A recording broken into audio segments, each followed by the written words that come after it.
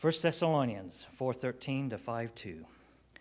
Brothers and sisters, we do not want you to be uninformed about those who sleep in death, so that you do not grieve like the rest of the mankind who have no hope. For we believe that Jesus died and rose again, and so we believe that God will bring with Jesus those who have fallen asleep in him. According to the Lord's word, we tell you that we who are still alive, who are left until the coming of the Lord, will certainly not precede those who have fallen asleep. For the Lord himself will come down from heaven with a loud command, with the voice of the archangel, and with the trumpet call of God, and the dead in Christ will rise first. After that, we who are still alive and are left will be caught up together with them in the clouds to meet the Lord in the air. And so we will be with the Lord forever. Therefore, encourage one another with these words. Now, brothers and sisters, about the times and dates we do not need to write to you, for you know very well that the day of the Lord will come like a thief in the night.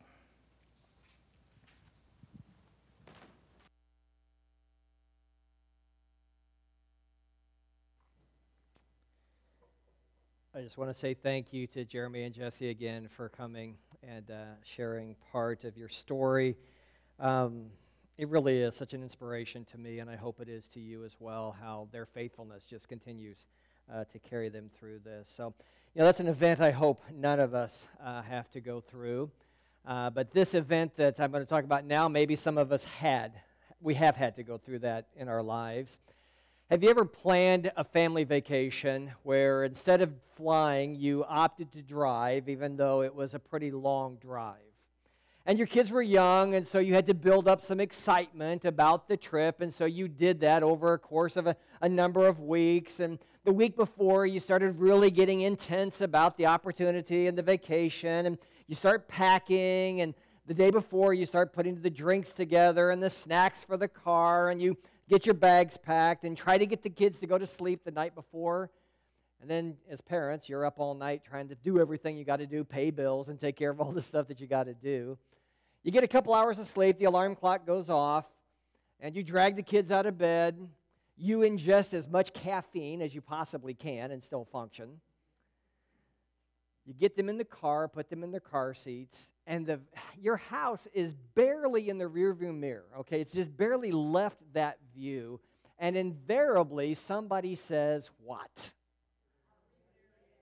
Okay, one of two things. Either I have to go to the bathroom, okay, or are we there yet, okay? That happened to us a few times, okay? When we lived out in Connecticut, and we'd come back to Indiana or Illinois and visit with some family, and we'd just be getting on the road, and invariably you would hear in our car, are we there yet? And Sharon would look at me and say, just be quiet and drive, okay? It's really the same question that we ask as adults whenever we're in a meeting or a presentation where mentally we've already checked out. And we're asking ourselves something like, will this ever end? Now, some of you may be thinking about this sermon that way already. I've got bad news for you. We're just getting started, okay? So don't check out on me yet. And I'm sure that, if you've talked to people who've read the Bible, sometimes whenever there's a lot of changes that take place in the world, or maybe there's a big crisis or something happens, that you'll hear them ask the question, are we living in the end times? Is this it? Now, I'm sure that there's a psychological explanation, okay, for why we ask this question, regardless of whatever age we are. I haven't dug into that, but I'm wondering if part of it isn't we just get bored easy nowadays. Or maybe we're impatient. Or maybe we just want something different or better than what we have right now. I hear us asking the same question in many different ways, which is, are we there yet? Today I want to close our summer message series from the Old Testament book of Daniel, where we've seen how he's had to live in so many different circumstances and so many changes. You know what? And it seems as though our life may be calming down a little bit now from where it was when we started this series. Think back to June when we started this and how really the ripple effects of the pandemic were just really beginning to hit and all the restrictions. And then there was the death of George Floyd that caused a lot of social unrest. I think we're still feeling some of the ripples of those events, but you know what? At least for now, the tidal wave seems to have subsided, at least for a little bit. Now, I want to think that I'm being more realistic than pessimistic, but I really don't expect this calm to last for very long. I think there are going to be new waves of change that are going to come our ways all of the time, and if we're not anticipating them, if we're not prepared for them, then we may be knocked off our feet like so many people were earlier this year.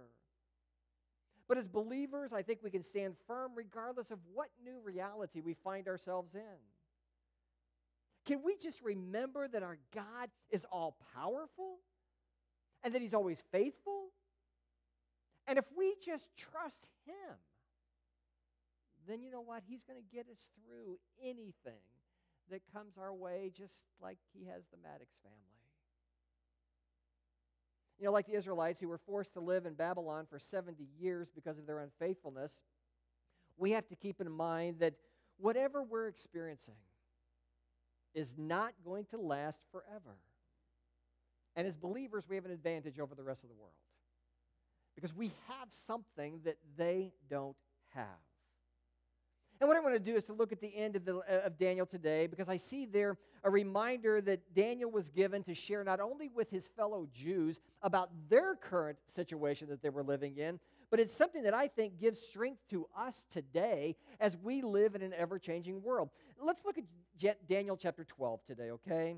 And remember this, as you read Daniel chapter 12, it's really the continuation of chapter 11 that we looked at a few weeks ago.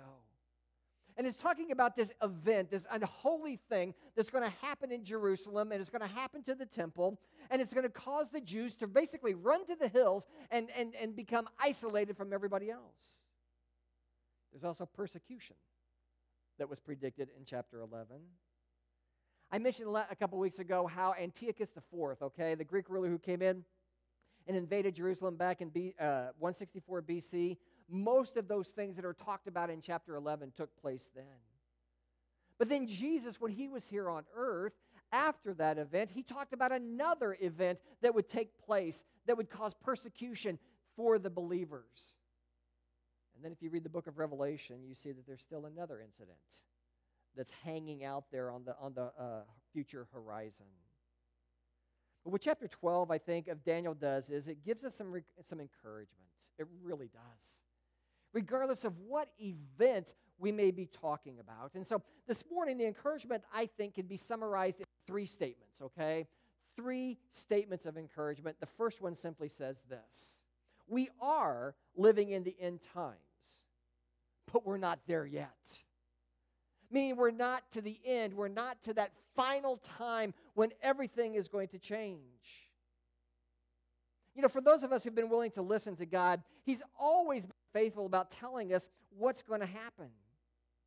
Sometimes it's been hard for people to put those pieces together. And to some degree, God has always let us know what's going to happen, whether it's good or whether it's bad.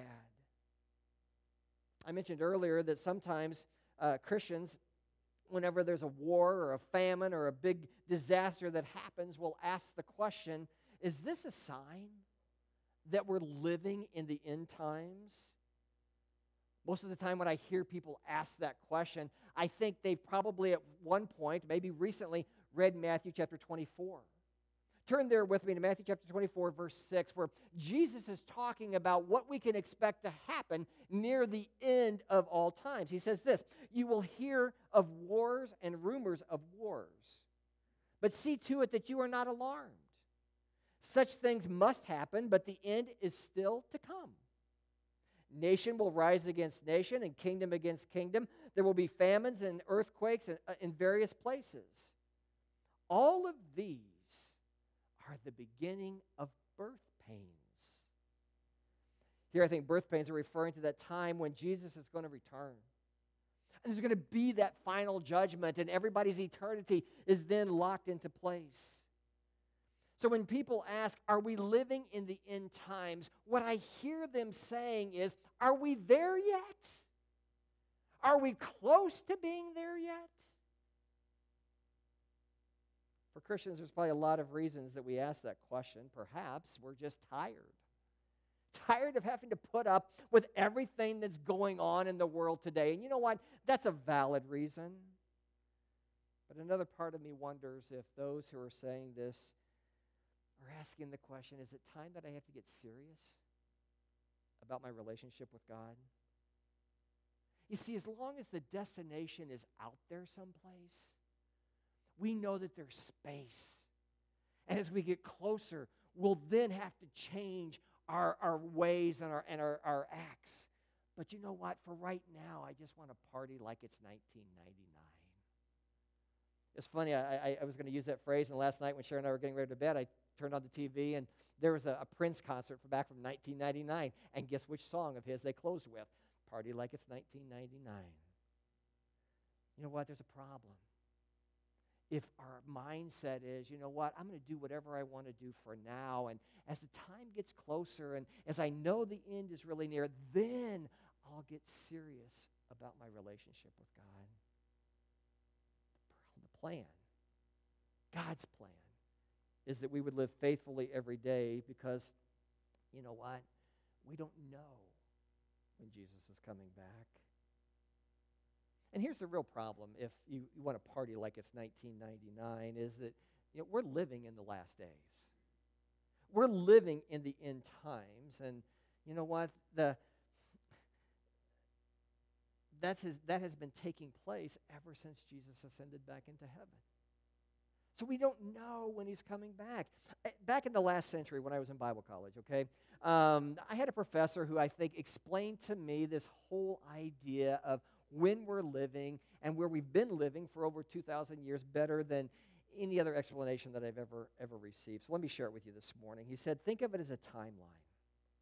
And there are 3 points on this timeline.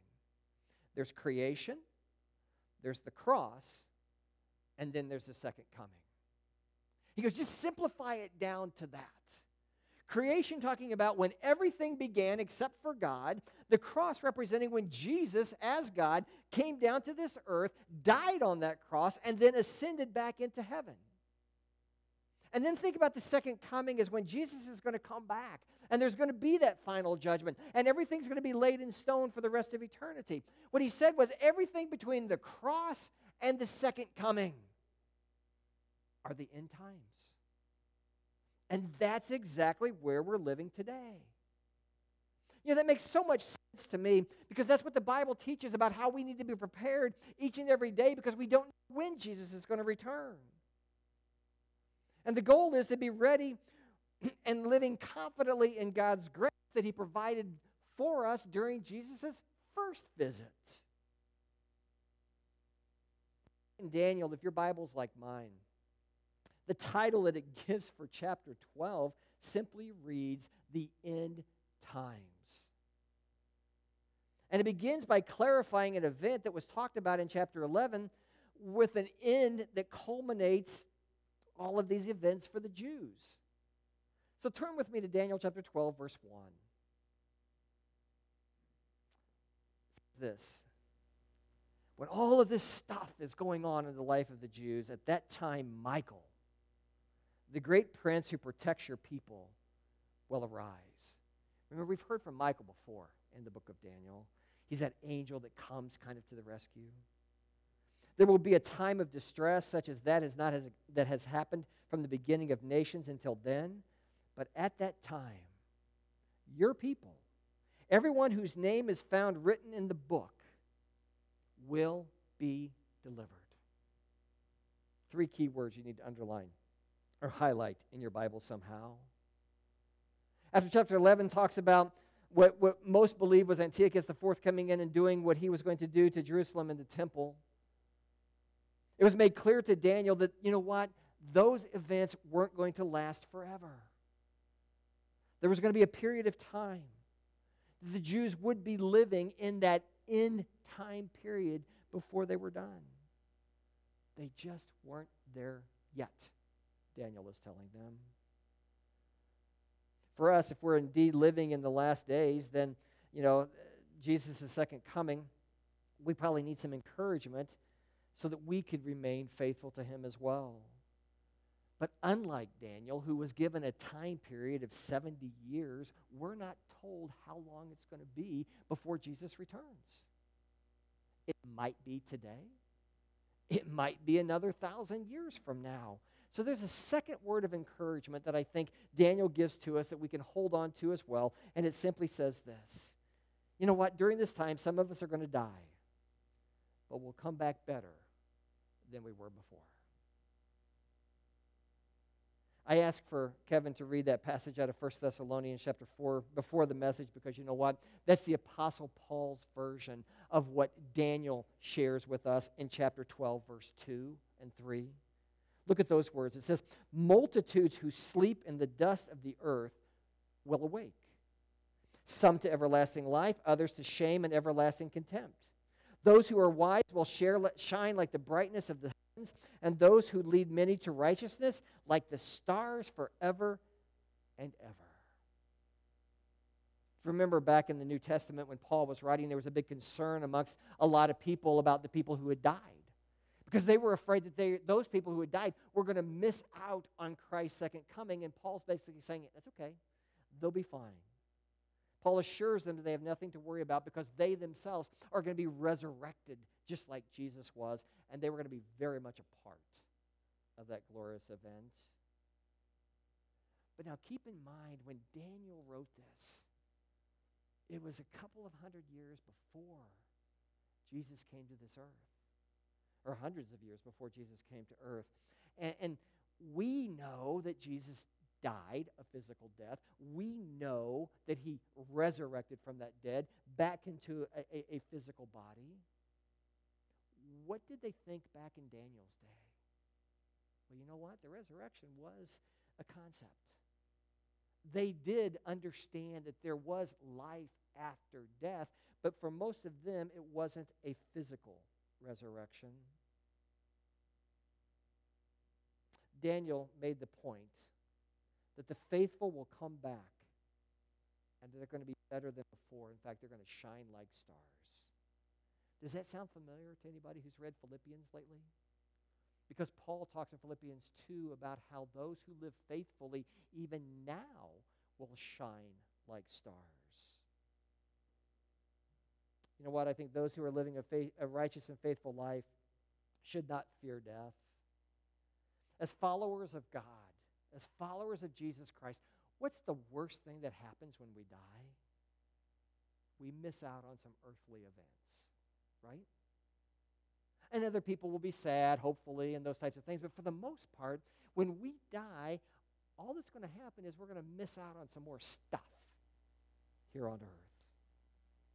But when we have faith and we believe in a resurrection, the best part is we're going to come back. And we're going to be better than before. To slightly modify a line from the Lego movie, okay? Everything will be awesome if when we die and come back. I think one of the things that has concerned me and that I found very interesting to me at least during this COVID-19 pandemic is some of the reactions of Christians about death. Because there are some who are just afraid to die. And I really don't understand that. I don't think we should be in a hurry to die. I don't think we should be foolish. But you know what? Whether it's a virus, an accident, or old age, death is not something that we should fear. I've said it before that I'm trying my best to not live in fear, but to live in a manner that reflects my confidence in God and my respect and my love for my neighbors. Loving God and loving our neighbors are not mutually exclusive. How do we live then? How do we live? Can I go back and take the first parts of those two statements that I gave you and then add a third statement to them to make it more of a complete thought that hopefully you can take with you today?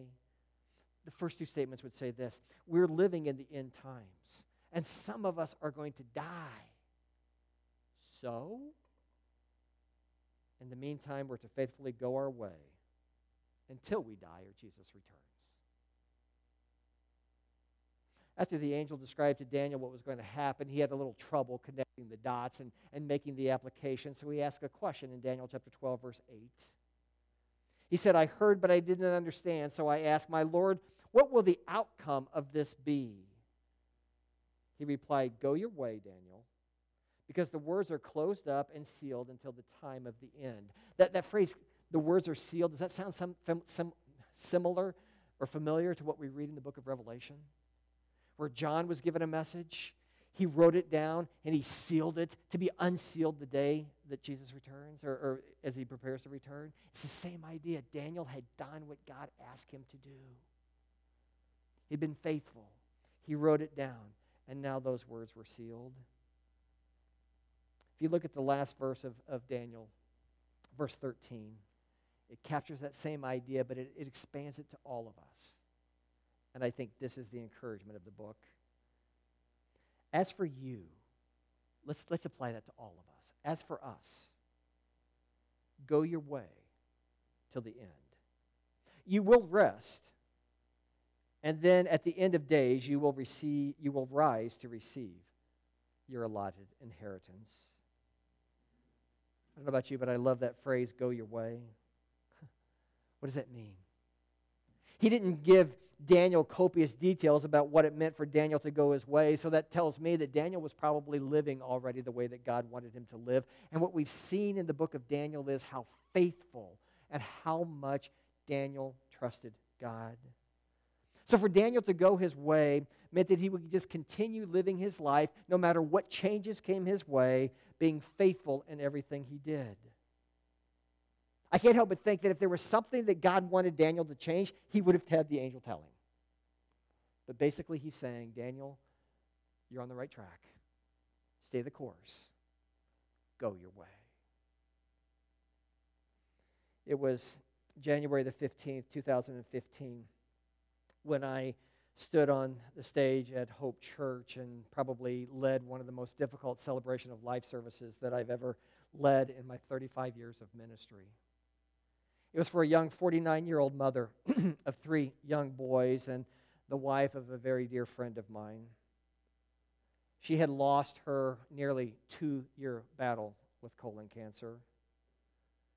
If you knew Beth Groth, you knew that she was one incredible lady.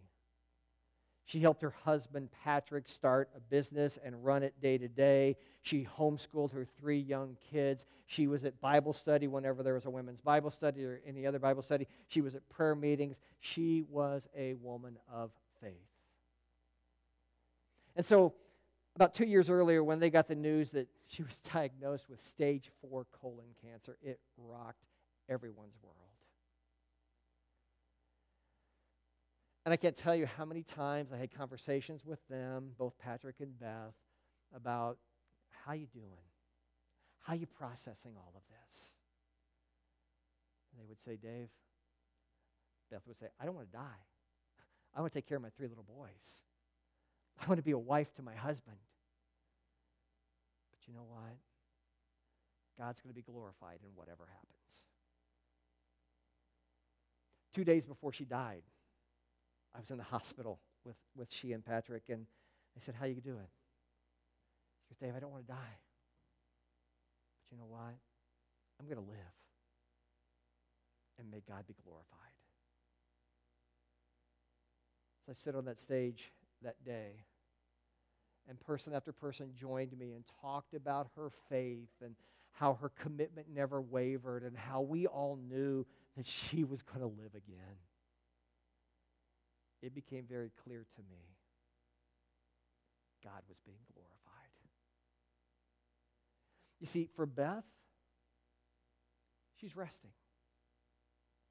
But there will come a day when she will get there and she will come back better than ever. How many of us can continue to go our way and not be concerned about Jesus' return? Because we're ready. We're living in a period, in a time where, you know what, there are going to be more changes than I think we could ever imagine. And it just confirms that the next big event on that timeline that I showed you earlier is just going to be Jesus' second coming. So using the life of Daniel as our measuring stick, can we go our way? Or do we need to make an adjustment in our course? We'll never be able to match the level of faith and trust that Daniel exhibited probably. But you know what? We've got God's grace. And we're living in that grace each and every day, trusting and obeying God to be faithful. And when we fall, when we're not as faithful, when we don't trust him as much as we should, you know what? We're still going God's way because he's there to carry us through those times. You know what? When we get there, it's going to be worth it. It really is.